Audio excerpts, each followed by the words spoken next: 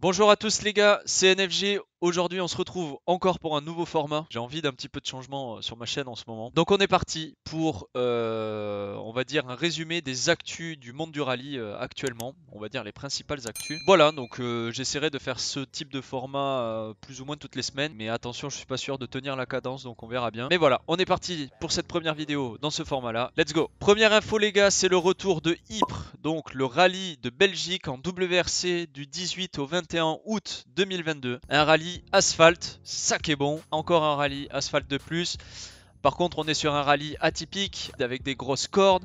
Et attention, si le temps vient jouer un mauvais tour avec, on va dire, un temps plutôt humide, comme je l'ai dit, beaucoup de cordes, ça peut vite devenir un terrain très boueux, très glissant. Donc c'est un rallye très atypique et qui peut devenir vite intéressant, même sur sec c'est très intéressant, avec des passages très très rapides, des énormes cordes où la voiture peut perdre le contrôle à tout moment. On l'a vu avec des gros crashs l'année dernière, Adrien Fourmeau, Katsuta par exemple. Donc voilà, très beau rallye, moi j'avais beaucoup aimé ce rallye. C'est pas le plus joli on va dire en termes de découverte de paysage, hein, puisque quand même le rallye c'est aussi ça, c'est des cadres assez spectaculaires généralement. Bon voilà, on peut pas tout avoir en Belgique. Moi personnellement, c'est mon avis, je trouve que c'est pas un très très joli rallye, mais par contre il est très intéressant, on va dire sportivement je trouve. Donc voilà, ça fait un rallye de plus, asphalte, que demander de plus, honnêtement, rien.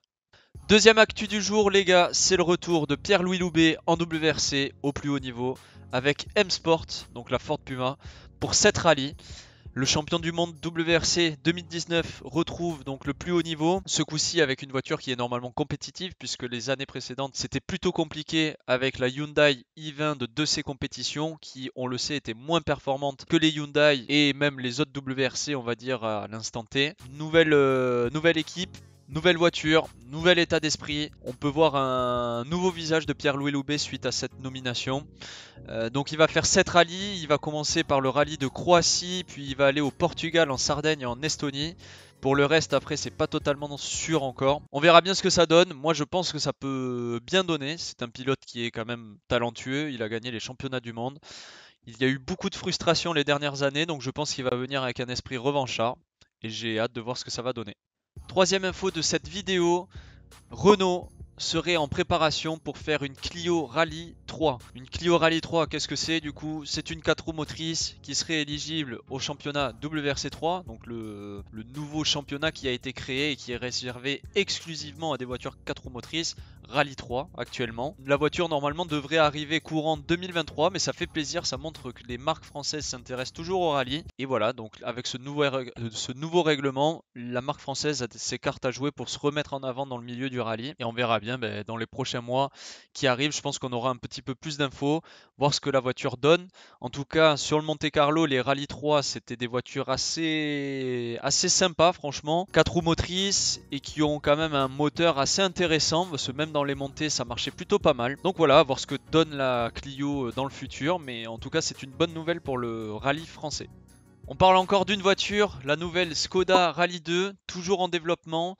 Mikkelsen a fait des tests encore pour finaliser, on va dire, la voiture en Suède. Voilà, donc ils ont fait les tests sur asphalte, sur terre, sur neige. La voiture rentre en phase finale, on va dire, de préparation. Une voiture d'après Mikkelsen qui serait vraiment performante, hein. Évidemment c'est une nouvelle génération donc normalement elle devrait être encore mieux. Voilà, donc c'était juste pour la petite info, à savoir que cette voiture normalement devrait arriver au courant de l'année, donc on devrait la voir apparaître sur quelques rallyes cette année pour à mon avis la voir vraiment inscrite sur les championnats réellement pour l'année prochaine. Pour terminer cette vidéo, on va parler de deux pilotes français.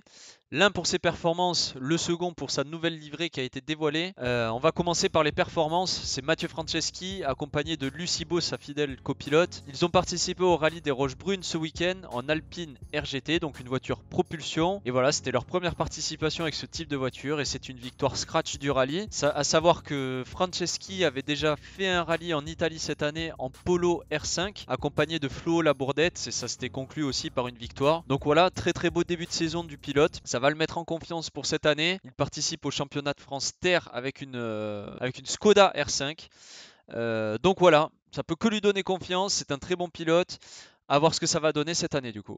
Et du coup, deuxième pilote français, on parle de Johan Bonato qui a présenté sa nouvelle livrée sur la C3 Rallye 2, toujours fidèle à Citroën. Il est là pour gagner une nouvelle fois le championnat de France, il remet son titre en jeu et il nous a montré une superbe livrée avec, on va dire, une petite touche Frenchy, du bleu, du blanc, du rouge, avec en plus un aspect biton, donc la voiture est quand même relativement originale.